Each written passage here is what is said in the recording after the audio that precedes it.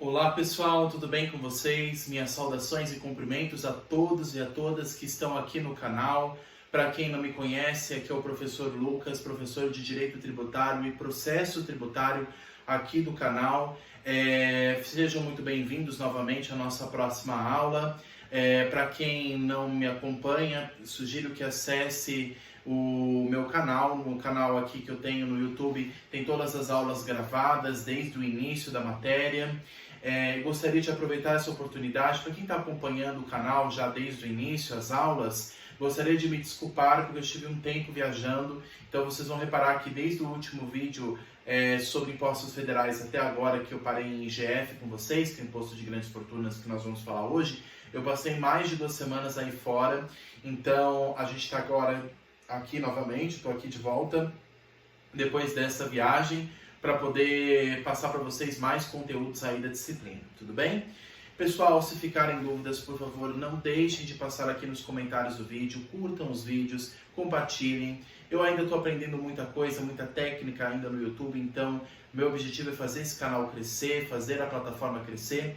Para quem queira me conhecer melhor, sempre recomendo acessar o meu site pessoal, que é proflucasdireitotributário.com.br.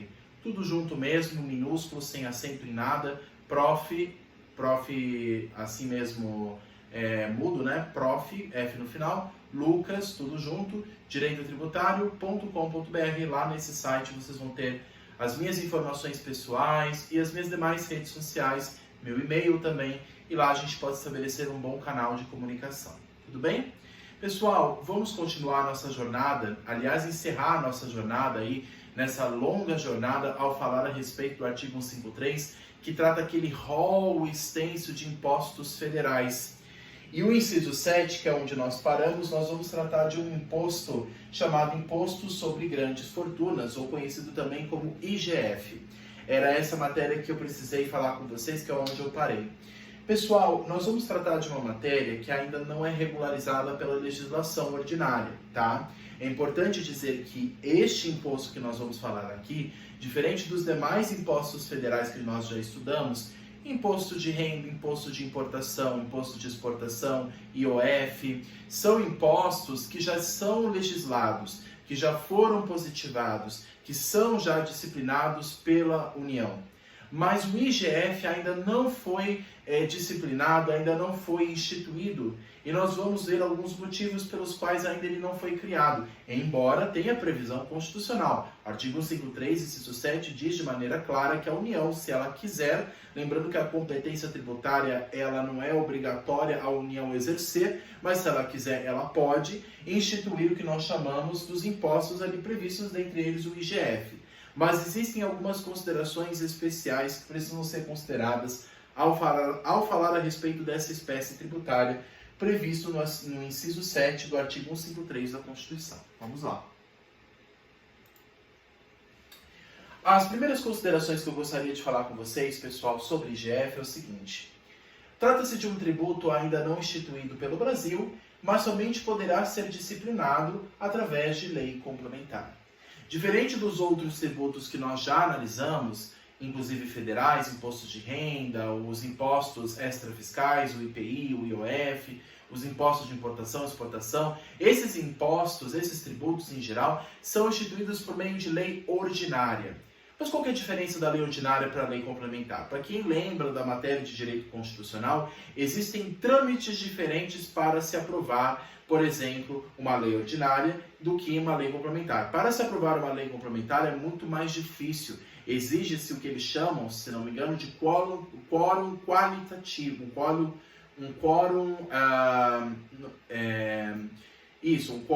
majoritário, um quórum qualitativo. Existe uma exigência muito maior para se aprovar uma lei complementar.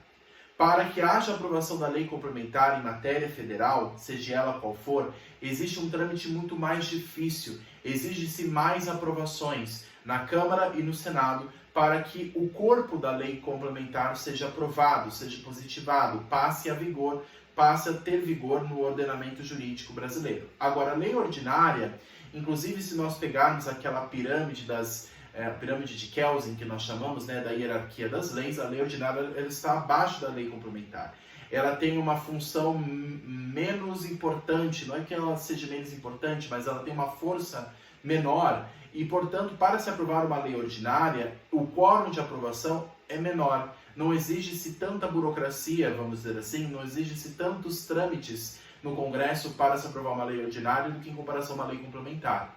Então, essa matéria, por ser uma matéria sensível, ela exige-se uma lei complementar. Não pode ser por lei ordinária para se instituir o IGF, caso ele seja instituído.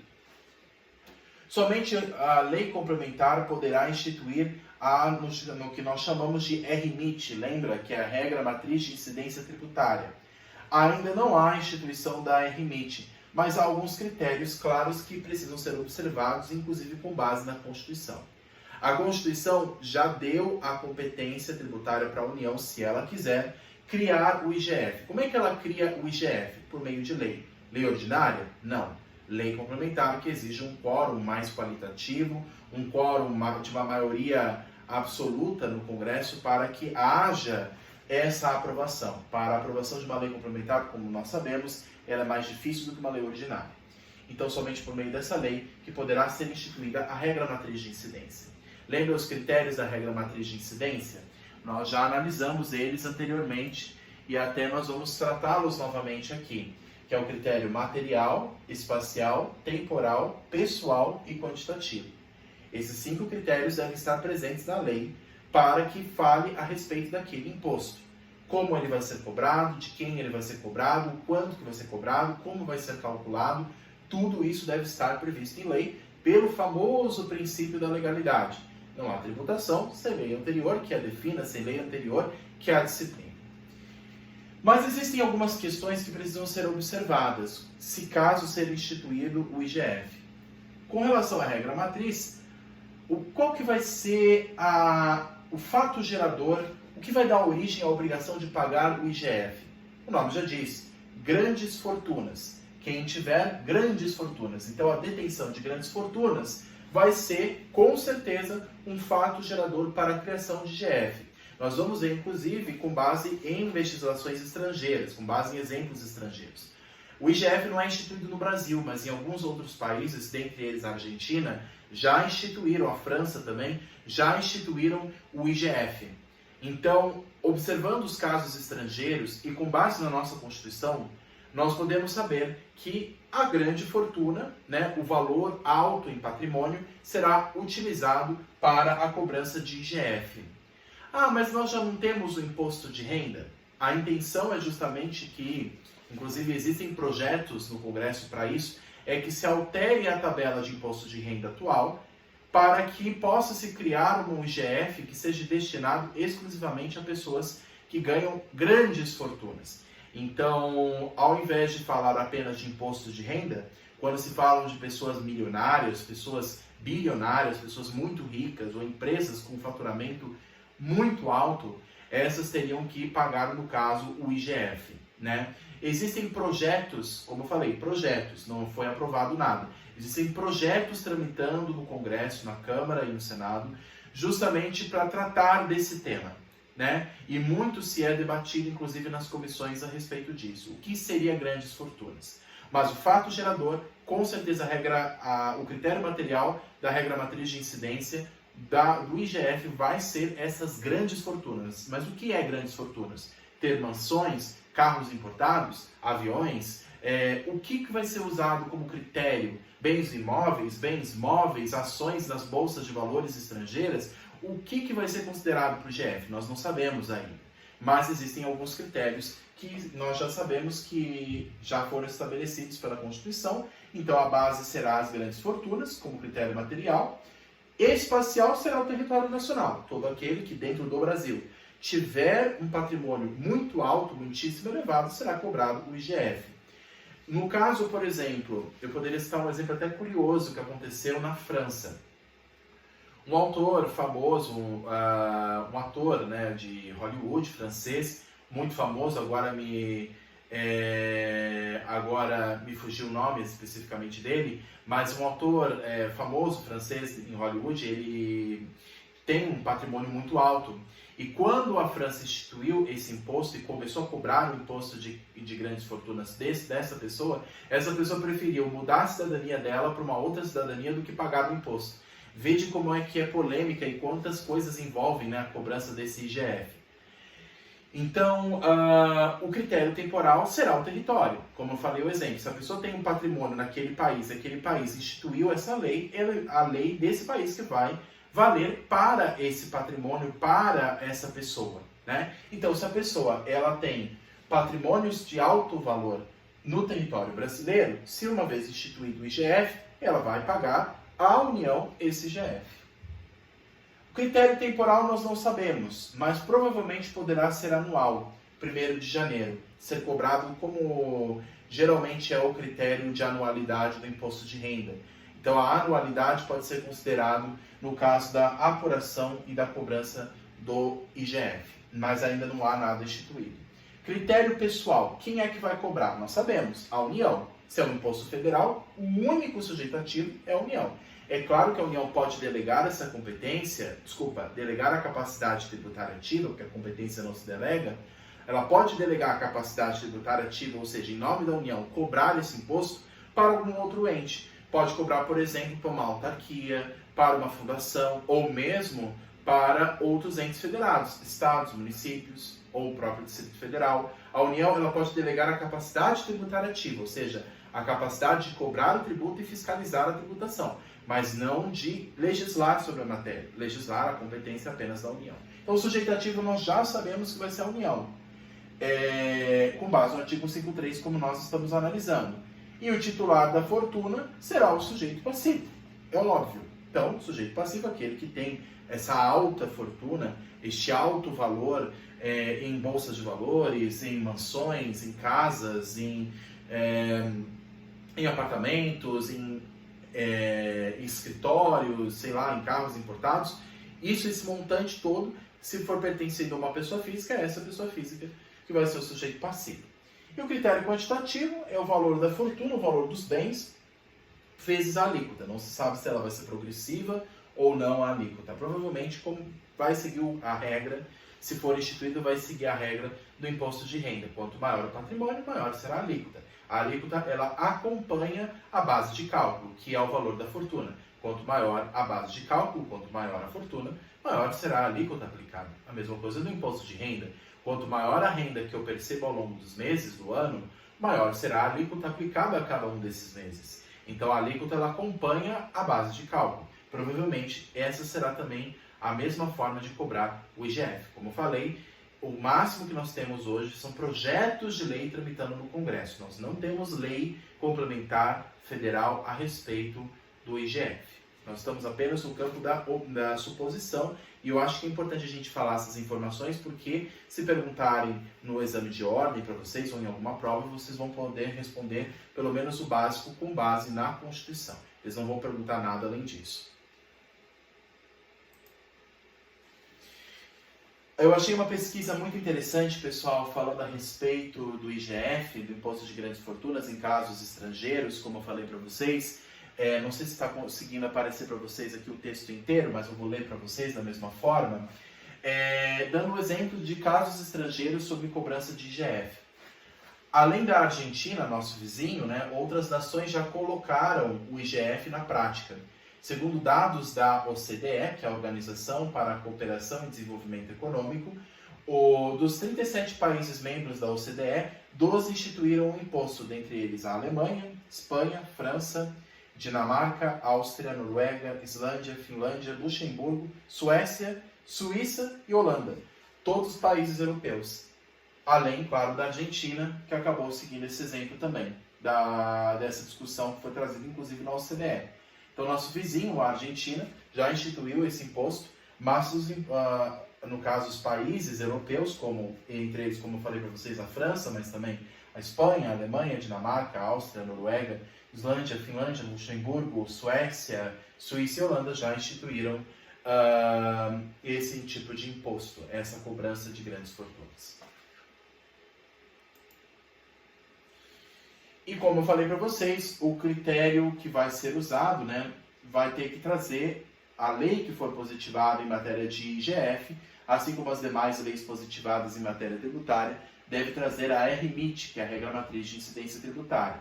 Critério material, qual é o fato gerador, critério espacial, onde vai ser cobrado, temporal, quando que vai ser apurado, quanto que vai ser cobrado, critério pessoal, quem que vai cobrar, nós sabemos é a União, quem será cobrado, que é o sujeito passivo, e o critério quantitativo, que é a base de cálculo vezes a alíquota. Não poderá ser instituído por medida provisória. Isso nós já sabemos conforme o artigo 62, parágrafo 1º, inciso 3 da Constituição. Já há uma vedação aqui, já prevista inclusive na Constituição. Não é só lei ordinária, não. Medida provisória que é ato do Poder Executivo Federal não pode também instituir IGF. Isso é importante dizer, portanto não é um imposto extrafiscal. Ele vai ser um imposto fiscal, com base no artigo 62, parágrafo 1º, inciso 3, 62, parágrafo 1º, inciso 3 da Constituição. Reserva apenas para a lei complementar.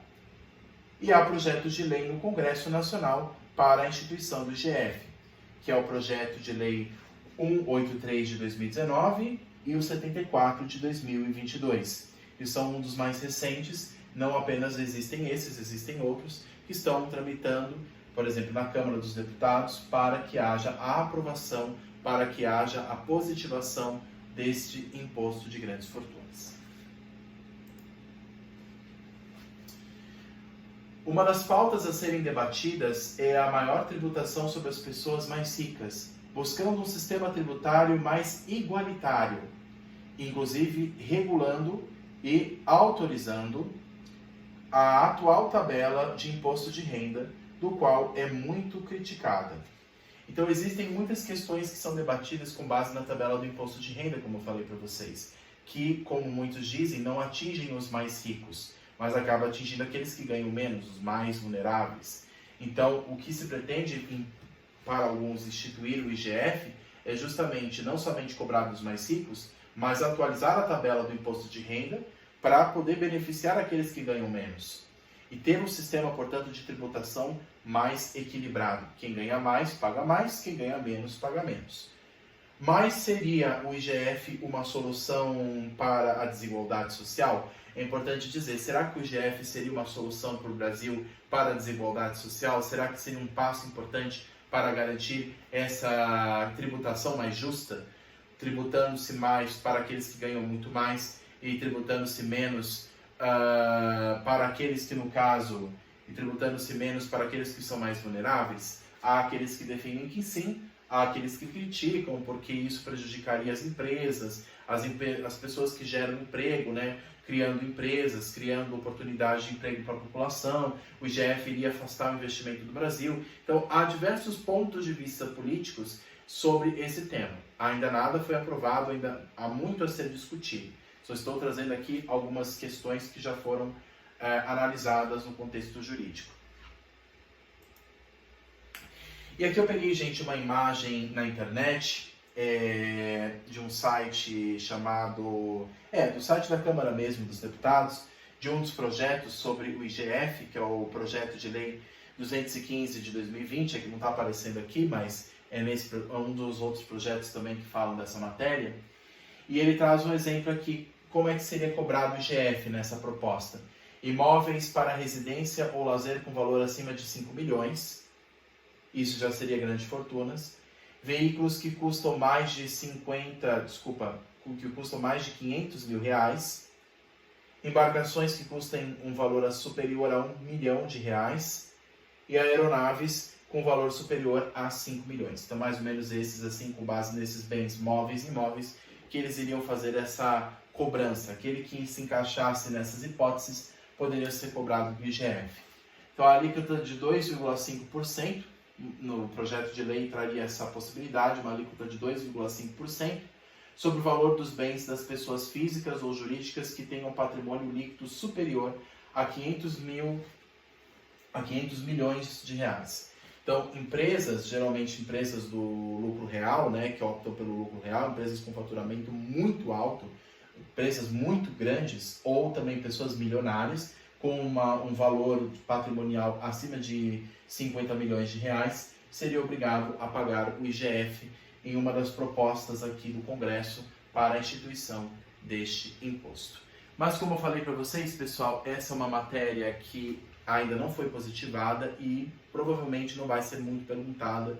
Mas se for perguntada no exame de ordem ou em uma prova discursiva, na faculdade ou mesmo na OAB, eles vão perguntar coisas básicas como que aquelas que já estão previstas na Constituição. No caso, somente ser instituído por meio de lei complementar, não pode ser instituído por meio de medida provisória. Existem alguns limites que a Constituição e o CTN apresentam, que também devem ser observados caso o IGF seja instituído. Mas eles não vão cobrar de vocês algo que ainda não foi aprovado, apenas aquilo que está na Constituição. Por isso que deem uma olhada nos artigos que eu citei, que aí vocês vão ter a base necessária para poder analisar o IGF. Tudo bem? Pessoal, caso vocês tenham dúvidas, eu fico à disposição de vocês. Aqui está o meu site que eu falei, que é o proflucasdireitotributário.com.br. Quem precisar, por favor, acesse o site. Lá tem os meus contatos pessoais para a gente conversar, para a gente tirar algumas ideias e vocês tirarem as suas dúvidas também e eu conhecê-los melhor, ter essa oportunidade de conhecê-los. Tá bom, pessoal? Fico à disposição de vocês para o que for necessário. Não se esqueçam mais uma vez de curtir o vídeo, compartilhar com os colegas e me ajudar se inscrevam no canal e me ajudem a fazer com que esse canal, essa plataforma digital possa crescer cada vez mais para que o conteúdo jurídico e tributário chegue ao maior número possível de pessoas, tá bom? Muito obrigado, pessoal. Até a próxima.